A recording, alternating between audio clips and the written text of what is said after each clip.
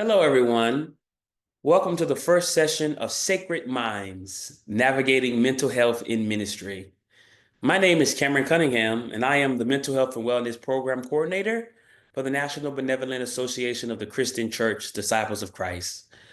As a part of NBA's Mental Health and Wellness Program's Clergy Care Focus this summer, this monthly series is designed to create an open space for honest reflection, conversation, and resources to support the emotional and mental well-being of those who lead and serve in ministry.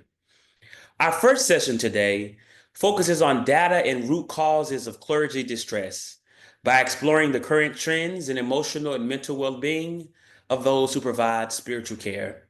This session is tailored towards pastors, ministers, chaplains, lay leaders, and spiritual caregivers, every person who takes on the sacred responsibility of holding space for their community day in and day out. We'll briefly acknowledge some sensitive but important statistics on suicide and self-harm in this presentation. So today I encourage you, if you hear anything that causes distress, that you'll take a moment for yourself. Shift your focus, take a few deep breaths, and know that it is okay to step away and to return when you are ready.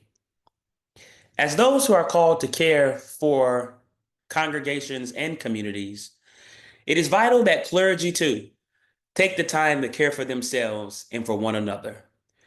The emotional weight of ministry, the calling, expectations, and moral responsibility can be immense. There is always much to be carried: joys, burdens, hopes, prayers, and sometimes that weight can feel heavier than it should. And still, many of us feel that we must bear that weight alone in silence at the expense of our own mental health. We couldn't hold that alone because suicide, self-harm, and emotional distress don't discriminate. They affect those who lead our churches just as much as those who fill the pews. So today, we acknowledge that even healers need healing. So in this short time together, we'll explore some current trends in clergy mental health and well-being, supported by recent research from the Barner Group. We will consider a few practical and actual steps to move forward. It is my hope that in this session, we will shed light on the depth of the struggles and raise awareness of the collective power to break the silence and offer the care that all leaders deserve. I begin this session by looking at one of the most powerful voices speaking openly about clergy mental health today, and that is Pastor Michael Waldron, founder of the Hope Center, Healing on Purpose and Evolving, a community-based mental health initiative that offers free services through licensed clinicians in New York City. He is also the senior pastor of the First Corinthian Baptist Church in Harlem, New York. In a recent NPR interview, Pastor Mike shared some deeply personal insights about the hidden burdens that many clergy and pastors face, the mental health struggle that often goes unseen behind the pulpit. Dr. Michael Warren lets us into that. Let's take a moment to listen to this short clip from that conversation. Any pastor's job is to offer emotional support through things like rituals, empathy, prayer. But there can still be stigma in churches around clinical mental health care. And Katia Riddle brings us this profile of one pastor in Harlem who was battling stigma within his congregation and leading by example. And a caution, this story discusses suicide. Mental health was not something that Michael Walrond thought about much as a kid. And I grew up in a traditional West Indian Caribbean household. It definitely wasn't talked about. As an adult, he committed to a life of service and became a pastor. He got a master's of divinity degree, but he didn't get much explicit training around mental health.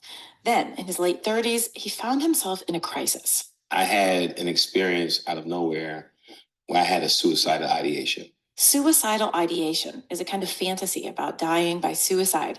It can be an indicator of a serious illness. I didn't realize I was dealing with depression and anxiety. Research shows pastors have a disproportionate amount of these kinds of mental health issues.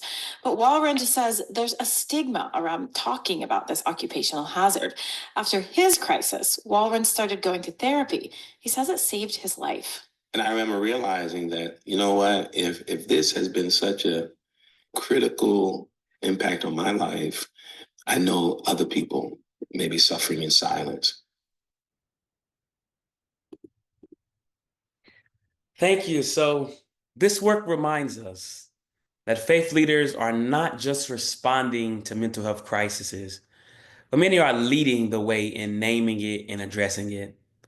This clip also underscores the truth that we must all acknowledge. Faith leaders are not immune to mental health challenges. In fact, the latest research from Barna Group makes this painfully clear, and the numbers are deeply concerning. I do want to note that the statistics shared are not just abstract figures, but they do represent real people. People like yourself and myself who have dedicated our lives to guiding others while silently struggling themselves. According to Barna, nearly 1 in 5 US pastors, that's 18% of this study, say that they've contemplated self harm or suicide in the past year. Let's take a moment and let that sink in. Back in 2015, 46% of pastors reported experiencing depression during their ministry. And 5 years later, by the end of the first year of the pandemic, 2020, that number had jumped up to 59%. And remember, these are just self-reports, not clinical assessments. When asked directly about suicidal thoughts, 18% of pastors said yes. Some said these thoughts were fleeting, while others said they're more serious. But either way, that's nearly 1 in 5. And because of stigma, shame, or even the lack of language, that number could even be higher. So let's get into this. What is contributing to these challenges amongst clergy? Well, Barna research points to several key insights, and we'll just focus on 3 root causes. The first is loneliness and isolation. Pastors who feel isolated or alone in their ministry are significantly more likely to report suicidal thoughts. In fact, 26% of them say that they feel isolated, they consider harming themselves. So that tells us that connection for clergy isn't just nice to have, it's actually critical to clergy wellness. It is important that clergy form and have trusted, safe relationship and spaces of community, being that they function as protective factors. The second is financial instability. Interestingly enough, pastors who are paid full time are less likely to report thoughts of self harm. Studies show because tangible stability, something as simple as a steady income, can ease some of the mental and emotional burdens that pastors face. Financial stability can also indicate support of a broader system of care.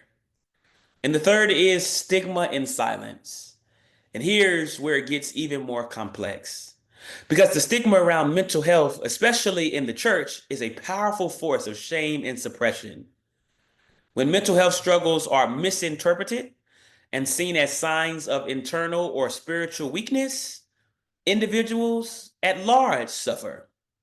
And for faith leaders, being that there is an even heavier layer of expectation to be strong, to be resilient, to be unwavering in faith at all times, the idea of a pastor wrestling with anxiety, suicide, depression is hard for some to grapple with. And it's even harder for some clergy and pastors to admit. Because clergy are seen as communal and spiritual anchors, many expect clergies to always have the answers. Clergies are expected from congregations to denominational cultures, sometimes even themselves, to not go through the human experience and the range of motions. So it's a stigma that becomes a barrier to help because their role as a clergy become less about being a human and more about being a hero. And that is a dangerous illusion. When clergy are expected to be invulnerable, whether due to the loss of credibility or the risk of judgment or the fear of being seen as unfit for ministry, it becomes almost impossible for them to say, I'm not okay. And when faith is presented as the only solution, without space for therapy, medication, or professional care, silence deepens. Faith is a source of strength and a complementary coping strategy. But faith is never a standalone substitute for comprehensive mental health care. So the result of all of this, people being unheard, unseen, unsupported, and oftentimes suffering in the shadows of silence. But today, this is where awareness begins. Because how do we move from understanding the challenges to responding with care? Well, in our next section, we'll explore practical steps from pastoral self-care practices to community care models and the cultural shifts needed to build sustainable systems of healing and wholeness. Until then, I invite you to take one intentional step. As a clergy, schedule a 30-minute check-in with a trusted colleague, with a mentor or friend, not to talk about ministry, but to talk about yourself and you all's well-being, because your well-being matters. If you'll be attending the General Assembly, I also encourage you to make plans to stop by the NBA booth or to join us at one of our wellness-centered gatherings. We'll have resources, intentional time for conversation, and opportunity to connect with others walking the similar journey just like yourself. Let it be a moment of pause, reflection, and care for yourself. As we close this session, I want to leave you with a powerful reminder from Dr. Mike Walvin. He says that physical needs are spiritual needs. The needs of the people are holy because mental health is holy. Thank you again for joining us for this first segment of Sacred Minds. And please remember, you do not have to carry any weight by yourself. Let us continue the work of healing together.